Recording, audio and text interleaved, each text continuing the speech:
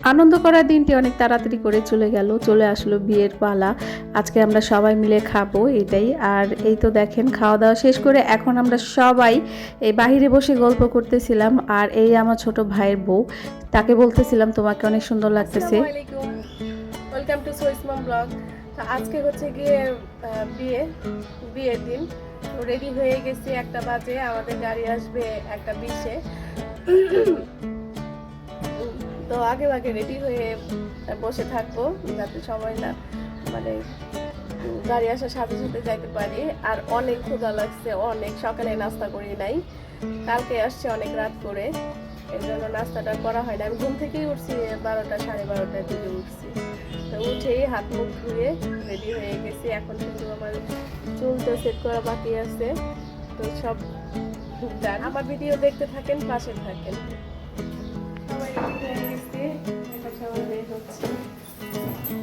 আমাদের যাওয়ার কথা 1টা 20-এ, আমরা এখন যাচ্ছি 3টা কি 3:30 হবে এমনই। গতকালকের মতো আজকে অনেকটা লেট করে গেছি। আর অনেক আগে রেডি হয়ে বসেছিলাম শুধুমাত্র আমার ভাইয়ের জন্য, মানে আমার ফুফাতো ভাইয়ের জন্য অনেক দেরি হয়ে গেছে। ভাইয়ের একটা কাজ ছিল, খুবই গুরুত্বপূর্ণ একটি কাজ ছিল, সেটা কাজ সারতে অনেক সময় লেগে গেছে। তো আমরা একে একে সবাই নিচে নেমে যাচ্ছি, গাড়ি যেহেতু চলে আসছে আমাদের জন্য ওয়েট করতেছে। আমাকে কেমন লাগছে অবশ্যই কমেন্ট করে জানাবেন। গতকালকে কেমন লেগেছে আর আজকে কেমন লাগছে। আমার কাছে না পার্লারের থেকে বাসায় যে আমি সাজি এটাই আমার ভালো লাগে। তো সবাই আমাকে এটাই বলে থাকে যে আমাকে নাকি নর্মাল সাজি বেশি সুন্দর লাগে। কাশিটা যে শুরু হয়েছে, কাশিটা আর থামতেছে না। তো আমি ভয়েস ওভার দিতেছি, এখানে আমার কাশিটা বারবার চলে আসতেছিল। আমার এই ভয়েস ওভার দিতে খুবই কষ্ট হচ্ছিল। তো এখানে সবাই আমরা গাড়িতে উঠে গেছি। আর আপনাদের সাথে একটা গুরুত্বপূর্ণ কথা শেয়ার করি, সেটা হচ্ছে এই যে আপনারা যে কয়েল ধরান, কয়েল নিয়ে আসেন দোকান থেকে কিনে, দেখে শুনে ভালো কয়েল নিয়ে আসবেন। কারণ যেগুলো মোটা কয়েল ওগুলোর ধোয়াতে কিন্তু আমাদের অনেক ক্ষতি হয়ে থাকে। যেমনটি আমার হয়েছে, আমি একটা না বুঝেই কয়েল বাসায় নিয়ে আসছিলাম। তো ওই কয়েলটা ধরানোর পর থেকে আমার যে খুশখুশি কাশি হয়েছে, ঠান্ডা লাগছে, এটা কমতেছেই না। ঠান্ডা কমে গেছে, নাক দিয়ে পানি পড়া কমে গেছে, কিন্তু আমার কাশিটা কমতেছে না।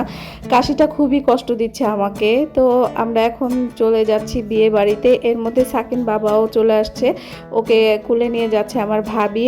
আর আজকে তো অনেক দেরি হয়ে গেছে, আমার তো প্রচুর ক্ষুধা লাগছে। আর এসেই বলতেছি চলেন এখানে আর আমরা না দাঁড়াই, আমরা যে খেতে বসে পড়ি। আর গতকালকের মতোই আজকে সবাই খাওয়া দাওয়া শেষ করে ফেলছে, আমরা সবার শেষে চলে আসছি।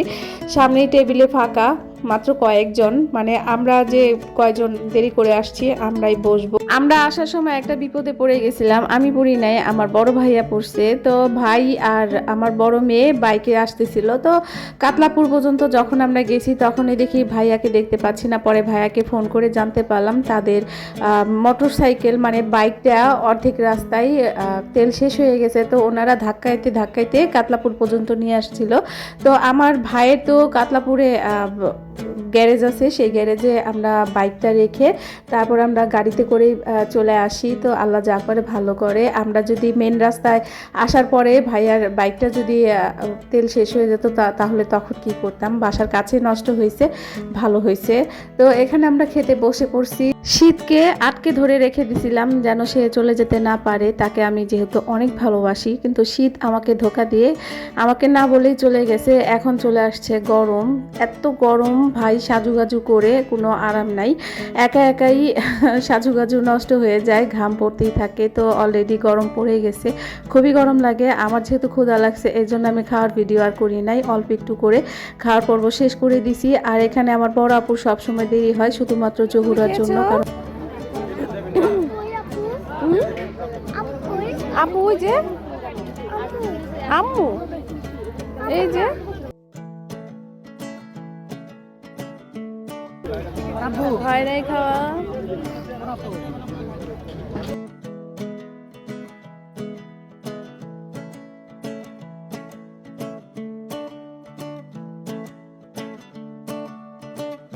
তুমি কি খাচ্ছ?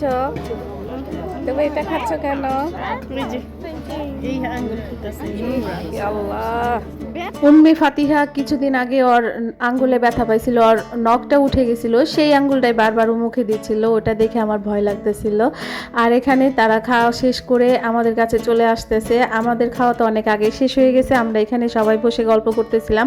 আর এই যে লাল শার্ট পরা দুলা ভাই, সে আমাকে নিয়ে অনেক দুষ্টমি করে। তো আমাকে নিয়ে না, শুধু আমাদের সবাইকে নিয়ে দুষ্টমি করে। আর আমরাও আমার দুলা ভাইকে পেলে অনেক দুষ্টমি করি। আমার দুলা ভাইটা অনেক ভালো মনের মানুষ। আর এই যে আমার বোনটাকে দেখতে পাচ্ছেন, এই বোনের হাজবেন্ডই ওই দুলাভাইটা।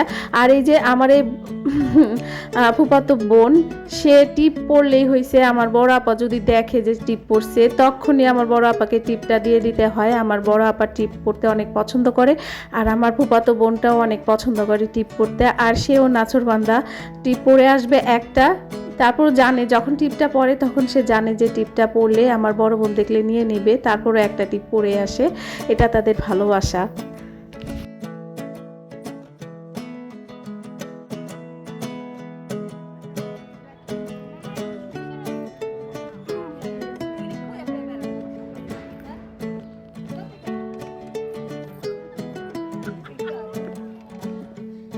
মাশাআল্লাহ, ছোট্ট একটি গাছে অনেক বড়ই ধরেছে, তো আমি দেখে বড়ই খাওয়া শুরু করে দিয়েছি।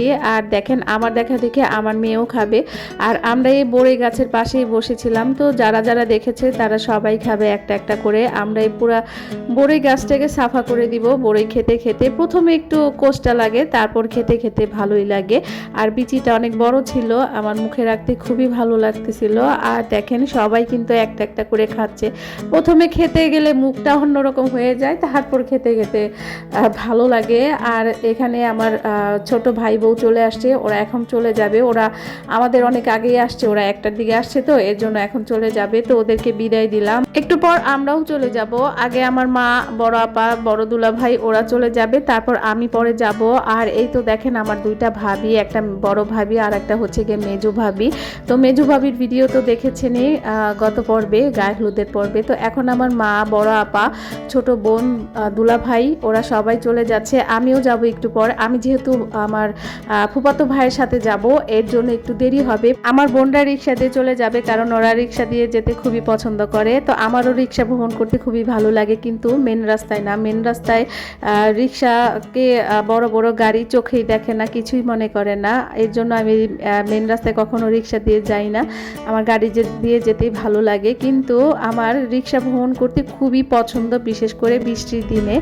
আর এই তো দেখেন, আমরা গাড়িতে উঠে গেছি, এখন যার যার গন্তব্যে চলে যাব। আনন্দ সবাই মিলে মজা করা সব শেষ। আল্লাহ হাফিজ।